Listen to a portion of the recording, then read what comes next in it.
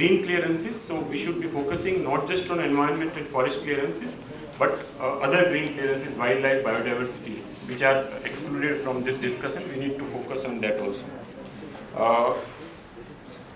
We have been talking about cumulative impact assessment for many years, and I think I totally support that. It's not that we have been asking for that many years. But do we have even a cumulative environment impact assessment of a project? That doesn't exist today. A lot of people have said what aspects are not even included in the environment impact assessment today. Downstream impacts, issue of Neeraj's issue, raised the issue of compensatory afforestation in catchment area treatment affecting people. That's an issue that was raised by Narmada Bachao Andolan 20 years back. That's not a new issue. But even today, that is not part of the EIA. There is the issue of one of the major issues, which is again not part of the EIA. We had a meeting with the EAC on River Valley projects for the first time in history. They called us for a meeting on 10th February, and we said that one of the things is that the dam projects require a lot of materials in terms of sand, clay, coarse granules, fine granules, boulders, and that's mostly procured from surrounding area, which has additional impacts. And they were surprised, oh really? And they don't even understand that this can have impact and this should be included. Now we have told them, let us see what they do. Another issue is, I think Neeraj has said about the decommissioning of dam. What we have told the EAC and the ministry, we also had a very interesting meeting with Mr. Rajiv Gauba, Joint Secretary, on 9th February. And we raised the issue what Indavithai has raised. What he said? These are very important issues he has raised.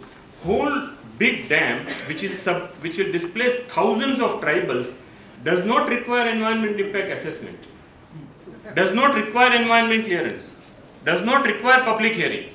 That's under EIA notification of India. And we have been writing about this since 2006 when this was amended. There has been when we told Rajiv Gauba, Joint Secretary, on 9th February, just 2 weeks back, you know what he said? He said, I completely agree with you, it's a slip of pen. This is what he said. So we told him that, sir, but you could have changed it. He said, but EIA notification takes a lot of time to change. I said, how many times you have amended EIA notification 2006 since it was formulated? At least 10 times. And you lost every one of those opportunities because we had brought this to your notice since then. It's just complete carelessness on the part of the ministry. I mean, Vimalji talked about rubber stamp. I used to tell them rubber stamp. I don't think they are rubber stamp. I think that's a wrong caricature. They are actually agents. Actually agents of environment destruction today, unfortunately. So these are some of the issues. So about the decommissioning of dams, one of the things we have told the EAC and the ministry is that the environment clearance should be valid for a dam or hydropower project for say about 25 years. And that clearance should be renewed after 25 years, looking into the performance and impacts that the project has already created after that. Or either 25 years or what is the life of the project. It should be clearly said what is the life of the project and what will happen when that period ends. So that should be part of the environment notification and the environment clearance. There is, of course, I think Chandrabhushan raised a number of issues. There is no scientific basis on environment flow. Somebody raised the issue of environment flow, Hirematji. Actually, first they said there are no requirement of environment flows in India. I mean, it's shocking. In India's Ministry of Environment's scheme of things, a river flowing with fresh water, you know what is the value of it? It's absolutely zero. A river flowing with fresh water provides a lot of services to the society. It provides environmental services, it provides economic services, it provides social services, it provides cultural, aesthetic, religious services. But what is the value of that services for the ministry and in the cost benefit analysis? It's zero.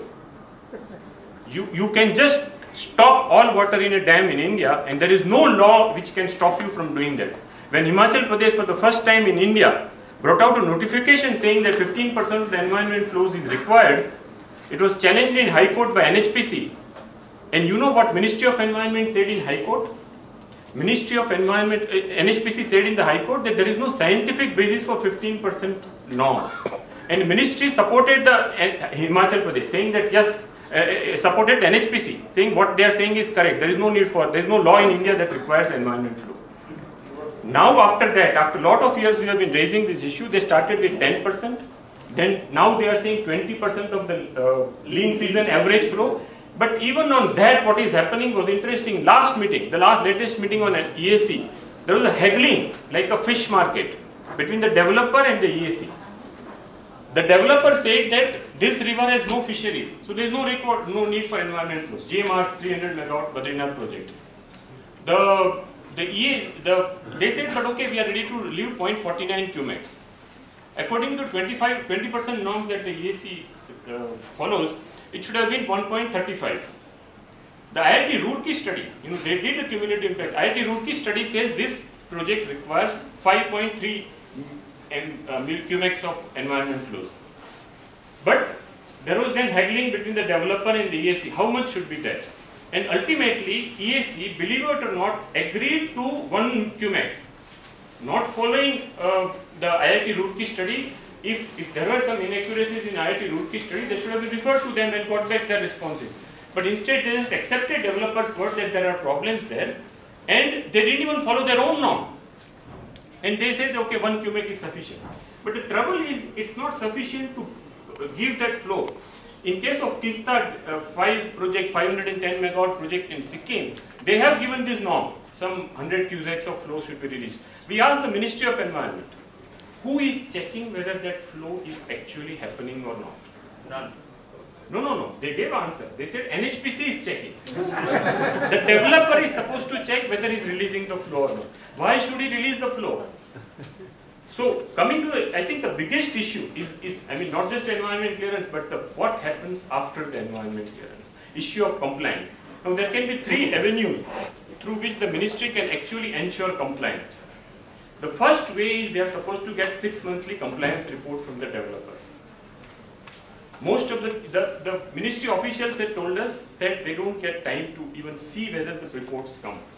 Leave aside the question of reading them or checking whether the compliance report says what they are supposed to do, whether they have done or not.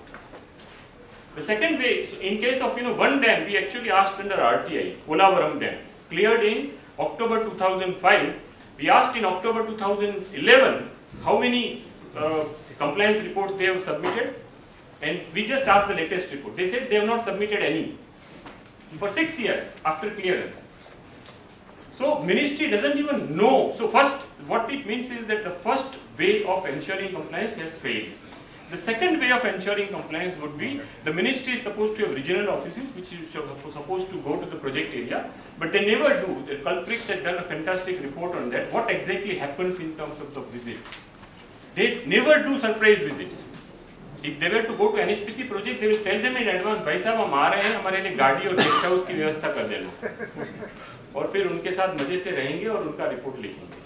This is what happens in terms of the regional offices work. This is actually what we found on our own RTI in going to the Chandigarh office and finding out what file says. The third thing is, then the third way is that sometimes we find the evidence. We have found evidence and documentary evidence, and we send it to ministry that please take action. Here are the violations. And we asked Gauba on 9th February that when we give in evidence, why can't you take a step? The first thing he said that, yeah, we agree, we don't have manpower. He said, we can't achieve compliance. This is what the Joint Secretary, Ministry of Environment told us on 9th February, we cannot achieve compliance because we don't have manpower.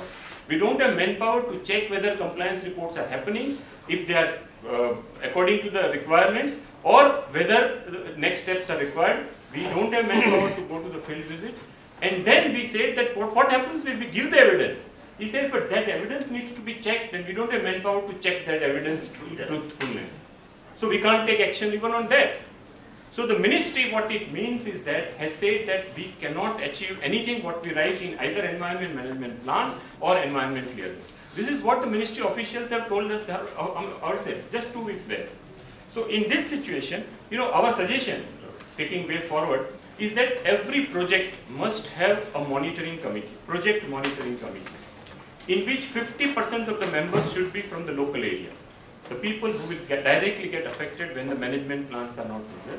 They should be empowered to go to the site, get all information, and they should be empowered to give corrective measures, what corrective measures are required. And this kind of thing actually exists, a project in India, and it's been existing since 1987. That's Sardar Sarovar project. There is an environment subgroup for Narmada Control Authority, which actually ensures compliance at each stage. So it's not something romantic impossibility. It's actually possible. Similarly, on the public hearing, there are a lot of issues. I think there is a separate session I raised this issue there. On the legal basis for cumulative impact assessment, actually Section 8(1) of Electricity Act says that before CEA gives concurrence for any hydropower project, it is supposed to see that the project is according to the basin-wise optimum development. But the CEA, Central Electricity Authority, has neither the capacity nor the intention or willingness or the will to look at this issue, really. It's legally required by them.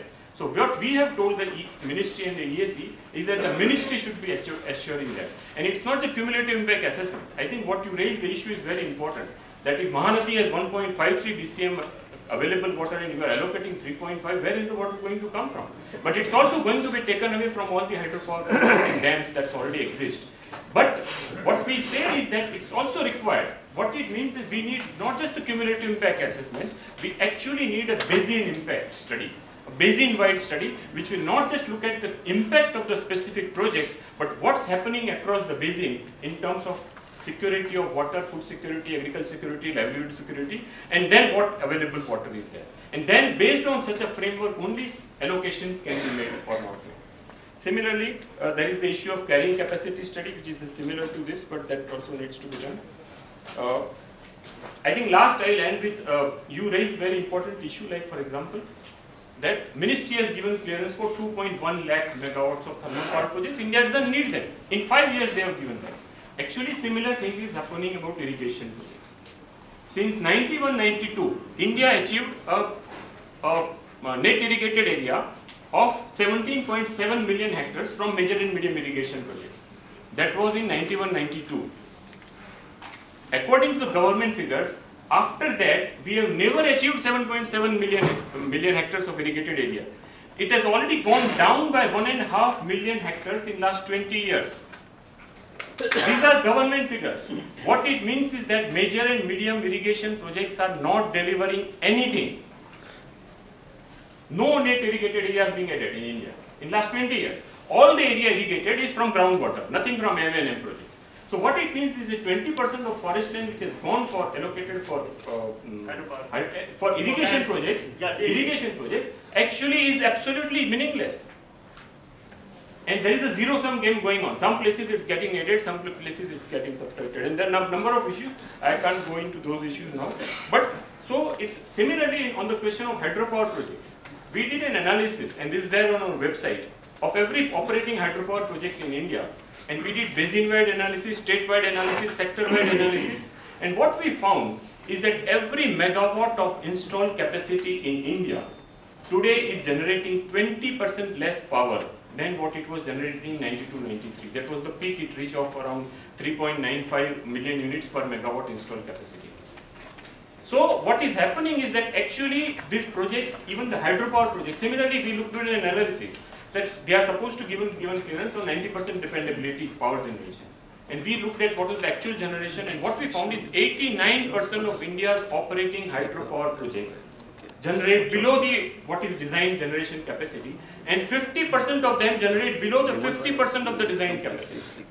So actually, a lot of unviable hydropower capacities is being sanctioned, and there is another issue in that. So I think it's a question of not just specific environmental clearances, forest clearances, wildlife clearances, but we also need to go beyond to the basin level and beyond to the real issues of development, and what Vijay Tarang also raised, whether Northeast at all needs that kind of power projects that the government is proposing. Thank you.